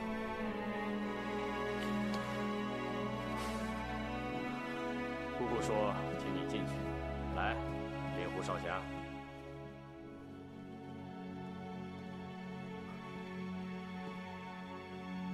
晚辈令狐冲拜见婆婆。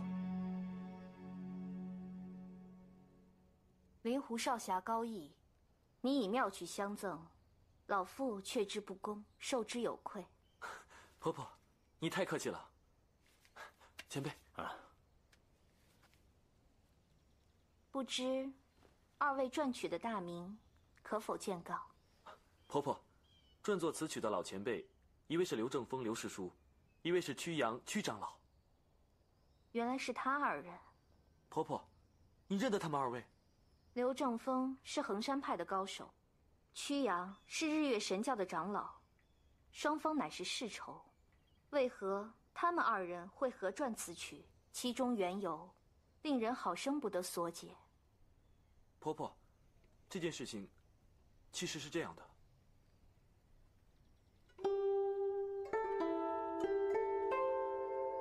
原来如此，其中缘由，你只需要跟你师父师娘说了，便可免去其中无谓的猜忌。而我，对你来说是一个素不相识的陌生人，你为何愿意对我直言无隐呢？说实在的，晚辈也不知道为什么，也许是听了婆婆的雅奏之后，对于婆婆的高峰极为欣赏，所以也就没有戒心了吧。这么说，你对你师父师娘是有猜疑之意的？晚辈哪敢？只不过我师父，却对我有猜疑之心。我听你说话中气不足，内息不调，以一个少年人的体魄，不至于这么差呀。你是身受重伤，还是身患大病？把你的手伸进来，我给你把把脉。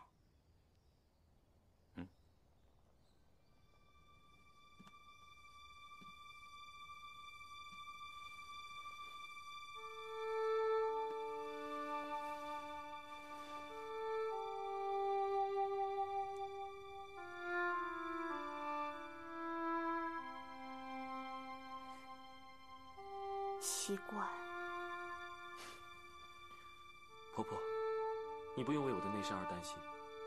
我呢，知道自己活不长，我早就把生死置之于度外了。你怎么知道你自己命不长？我误杀了我师弟，然后我又遗失了本门的紫霞秘籍。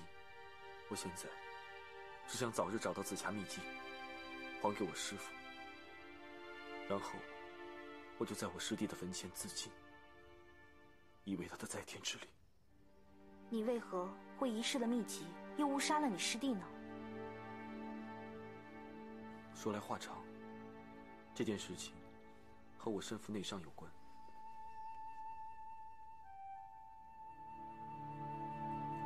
我点了大穴之后就走了，都是我不好，下手那么重，否则我师弟的……你师弟根本就不是你杀的。不是我杀的。你真气不纯，凭你点的那2个穴道根本就杀不了他。你师弟应该是被他人所杀。杀我师弟的凶手会是谁呢？偷秘籍的人未必是杀你师弟的凶手，但两者一定有关联。可能偷秘籍的人想杀人灭口呢。我师弟报这个仇。小兄弟，小兄弟，你怎么了？快扶他盘膝打坐。好。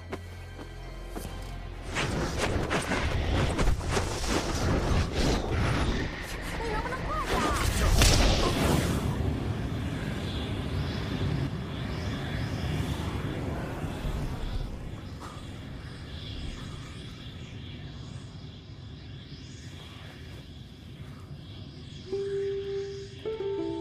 灵狐少侠，你性情开朗，脉息虽乱，但是没有衰竭之象。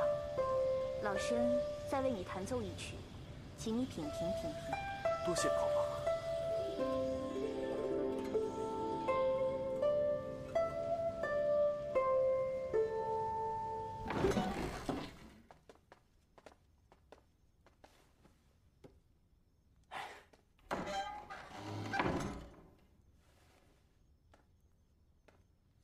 师妹啊，刚才王老英雄请我们到洛阳楼去吃饭，算是赔罪，你为什么不去啊？要去你自己去吧。哎，你干嘛发那么大脾气呢？你说呢？人家冤枉冲儿偷了平之的家传剑谱，你身为他的师傅，居然不帮他说句话。那，你不都说我是他的师傅吗？如果说我在这件事情上处处维护他，人家只会更加怀疑。啊，正所谓清者自清，现在就由那个绿竹翁的人替他洗脱罪嫌，岂不是胜过我这个当师傅的说千言万语吗？好了，别生气了，喝口茶。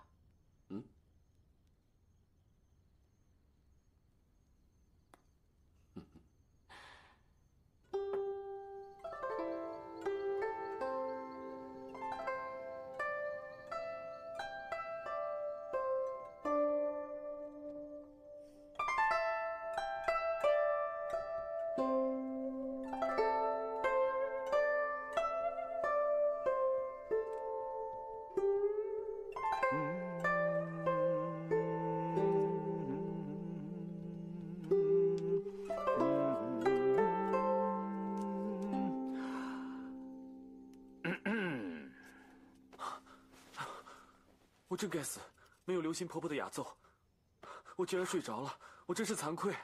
灵狐少侠不必自责，我刚才所弹的乃是清心普善咒，本来就有催眠之意，希望可以帮你调理体内真气，减少烦恶之情。哎，婆婆，你说的对，好像听完你的琴奏以后，我身体这种厌烦的感觉减退了许多。哎，婆婆，你的琴艺真是神乎其技！以后要是每天可以听的话，那我就受益良多了。你体内的6道真气，并非是我这浅薄的琴音可以调理的。你这么说，我倒有些不安了。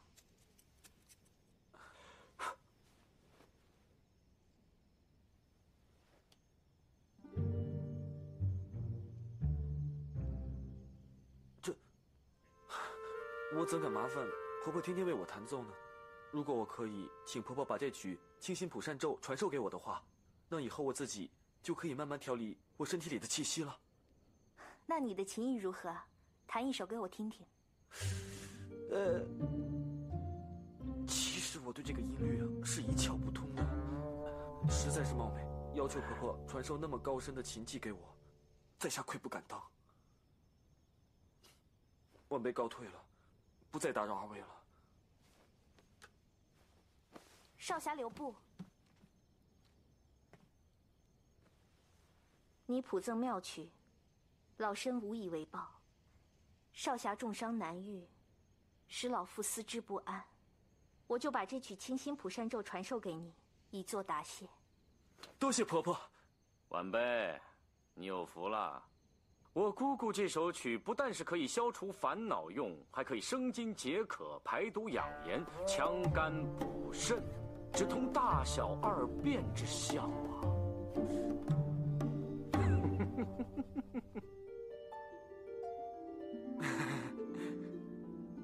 德诺，有没有什么消息啊？没有，大师兄仍然在绿竹翁那里跟他的姑姑学习琴谱，并没有什么可疑之处。冲儿居然对这些琴艺的小玩意儿也感兴趣。对了，那个绿竹翁和他那个姑姑究竟是什么来历啊？据弟子的观察和打探，绿竹翁和他的姑姑也是寻常人家，二人每日靠绿竹翁编织竹篮到集市上贩卖为生。那绿竹翁脾气古怪的紧，从不愿与外人打交道。他二人每日粗茶淡饭，抚琴为乐。他那位姑姑更是孤僻，根本就足不出户。哦，没事了，你先下去吧。弟子告退。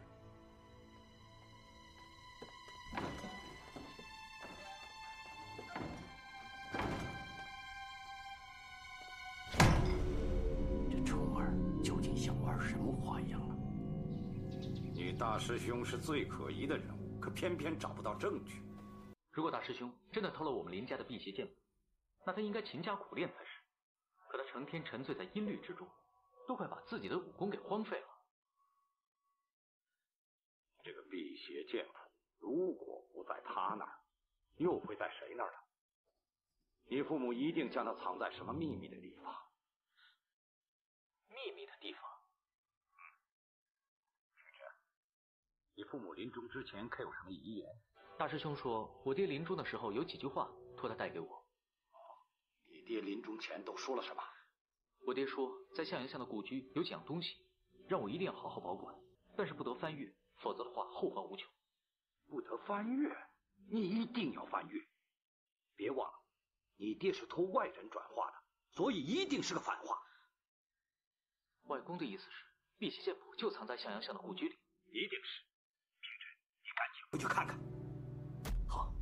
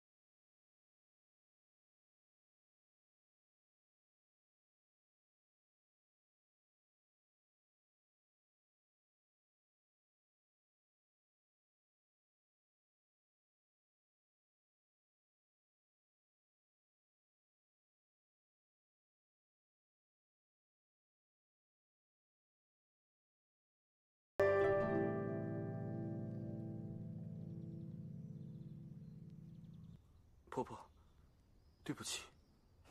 这次你弹的这曲《有所思》已经很不错了，情意相融。可是怎么突然出现了弦音，真是令人费解。婆婆，希望你见谅。晚辈一时情不自禁，想起了往日与小师妹的快乐时光，而我又被这个琴声所打动，连我自己都控制不了。你有心事，当然是不吐不快。可是缘分的事情不能强求。古人说得好，各有因缘莫牵人。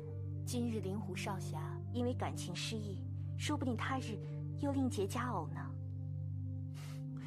婆婆，晚辈身受重伤，未来的事情我也不敢设想。世事难料，灵狐少侠，你又何必灰心绝望呢？婆婆，你对我真好，谢谢你的开解。那今天我们就到此为止，明天你再过来练习有所思。好的，晚辈告辞了。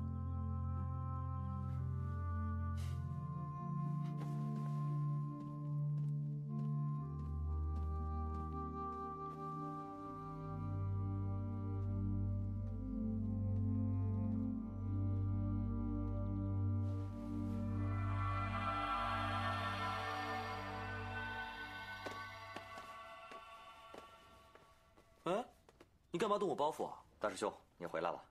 师父吩咐大家收拾行李，后天一早离开洛阳。离开洛阳？嗯。去哪里啊？去福州。师父，我们为什么去福州？冲儿，你林师弟父母的灵柩要运回福州安葬，将近1年的大祭之期，他想亲自扫墓，以尽孝道。况且啊，我们也不能长期留在人家王家。师娘，我暂时不想离开洛阳。这洛阳究竟有什么重要的人物可以留得住你啊？不是的，师父，我琴艺尚未熟练，我想接着学。荒谬！你简直是玩物丧志！你是我华山派的大弟子，居然沉迷在这些生涩的小玩意儿上面。你别忘了你刘正风师叔的下场。弟子不敢。你要是想练琴，陶冶性情的话，倒也是件好事。这样吧，等我们办完事，有机会再来洛阳的话，你再到绿竹翁那里学琴也不晚呢。是，师娘。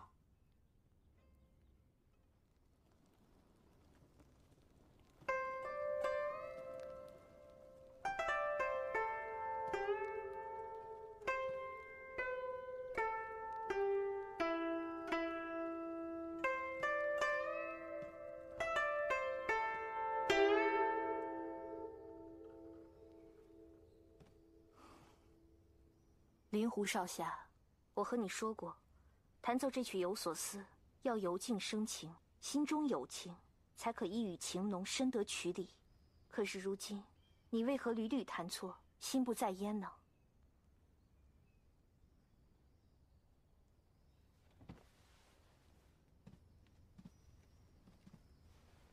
婆婆，我明天就要离开洛阳了。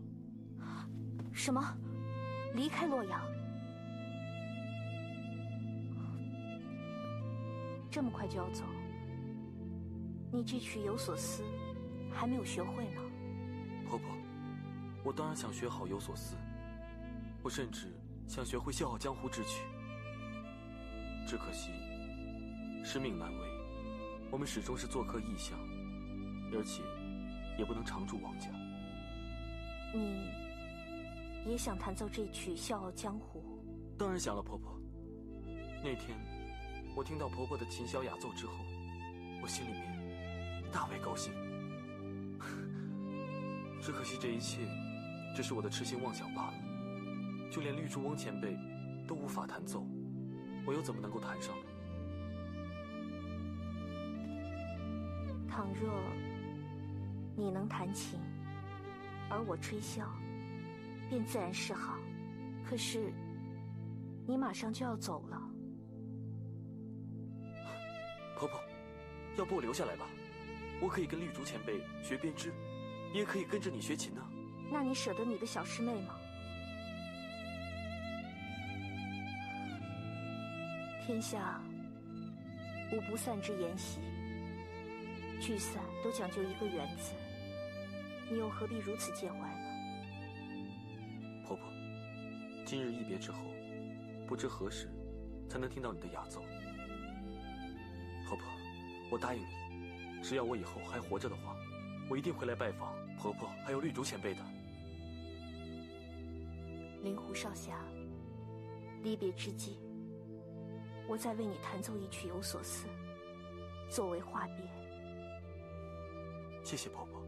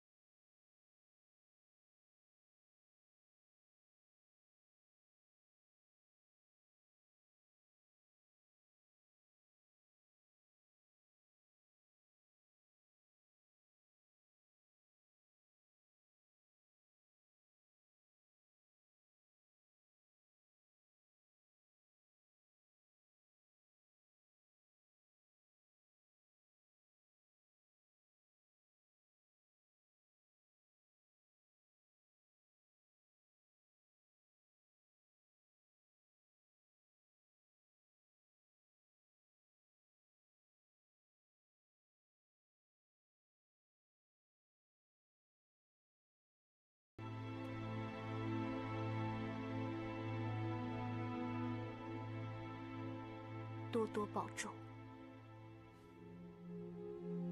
婆婆，你也要保重。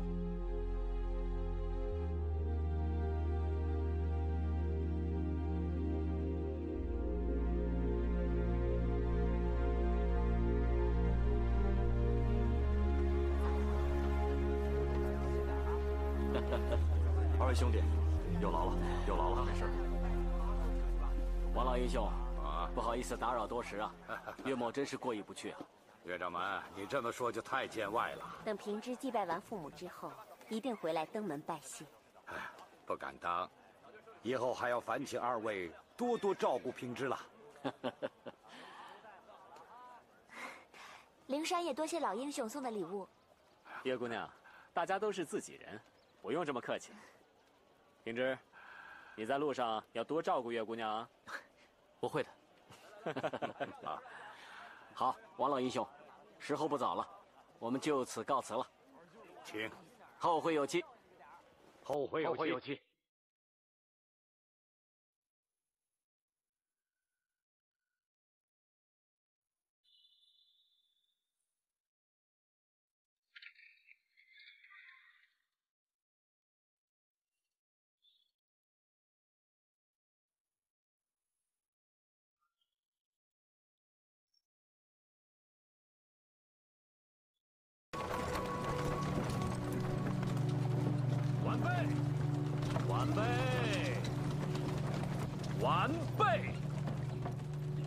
晚辈！这个糟老头子，看我不教训你！前辈，你怎么来了？姑姑让我把这个琴送给你，还有，他自己亲手抄的清心普善咒，也让你一并带上。实在太感谢婆婆了，保重。前辈，你也保重。你叫我什么？前辈。前辈，以后不要再叫我前辈了，我们已经是朋友了。那我该叫你什么？我总不能直接叫你绿竹翁吧？这怎么行？就是啊，叫我小翁。小翁或者小翁翁，都可以。小翁翁真调皮。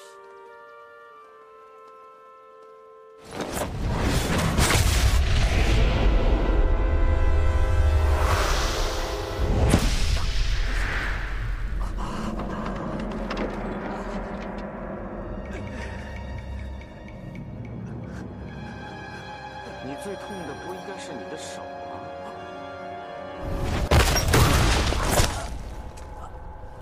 江湖险恶，处处小心啊，晚辈。再见了。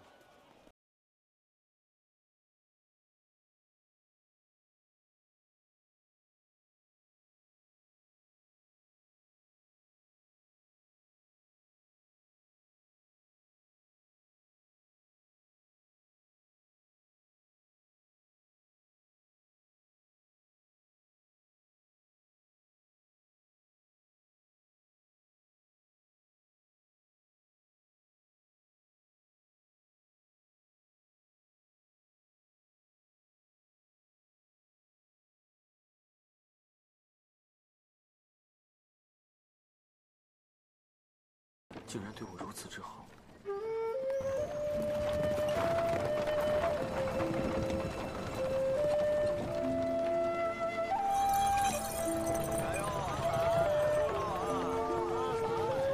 想不想吃包子啊？不要别热闹。是。好看的风车！哇，这么好看！小姐，买一个吧。好啊。哎，谢谢。你看，你吹一下。师兄，你看他们两个玩得多高兴。哎呀，冲儿也真是的，应该出来走走才对，干嘛老窝在客栈里？哎，没事，有德诺在客栈陪着他，你放心吧。啊，师兄。哎呀，别担心了。哎，你瞧，来，我记得咱们年轻的时候，你最喜欢这些小玩意儿了。人都老了，不像以前的小女孩了。你呢，在我心里面永远都跟以前一样。来，我帮你挑一个。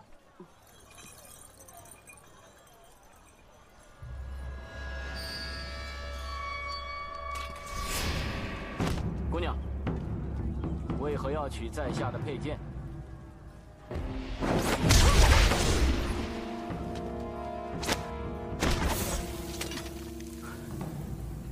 好狠心的女子，竟然掌上有毒！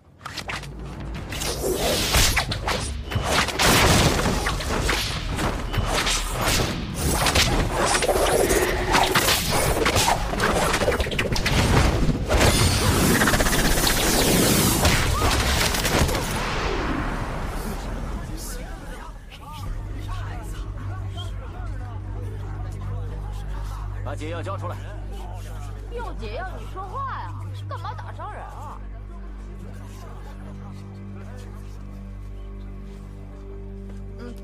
到人手上，用内力把它吸收了，这黑蝎毒很快就解了。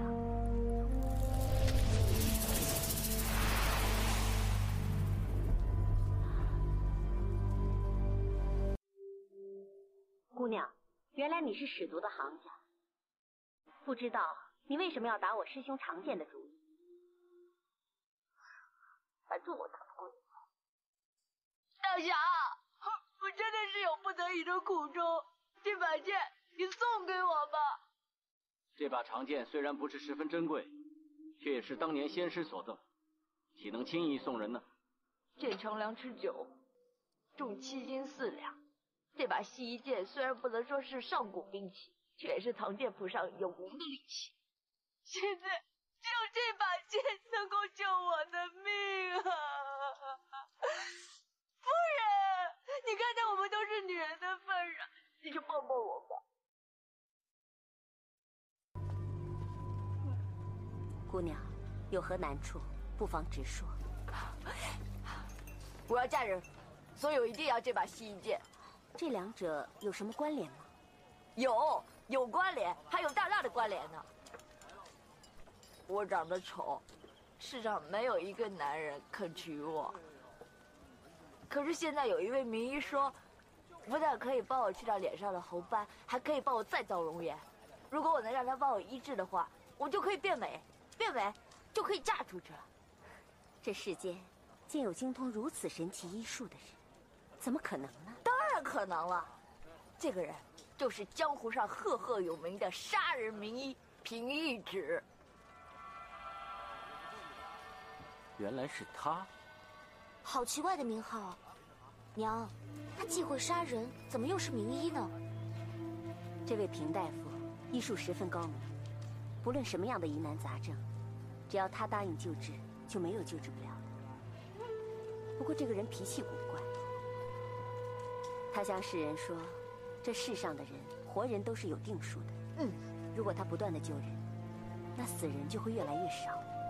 所以他就立下誓言，如果他救了一个人，必须要杀一个人来抵数；又如果他杀了一个人，也一定要救一个人来补数。这个人倒真是挺奇怪的。这位平大夫还给自己写了一幅大字：杀一人救一人，救一人杀一人，杀人救人一样多，舍本生意绝不做。他说这样一来，灶天爷也不会怪他杀人性命，下了阴曹地府，阎王爷也不会怪他抢了生意。不是，就是这位平义指大夫。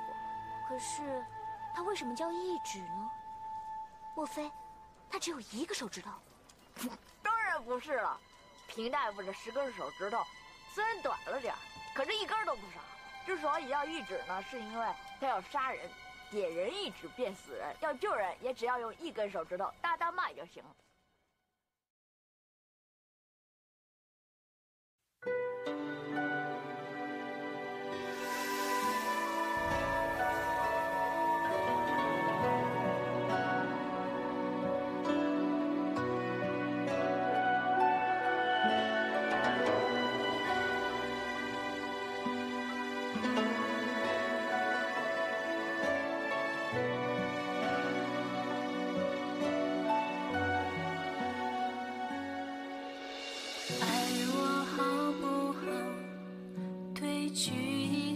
骄傲，藏不住的寂寥，等不到依靠，将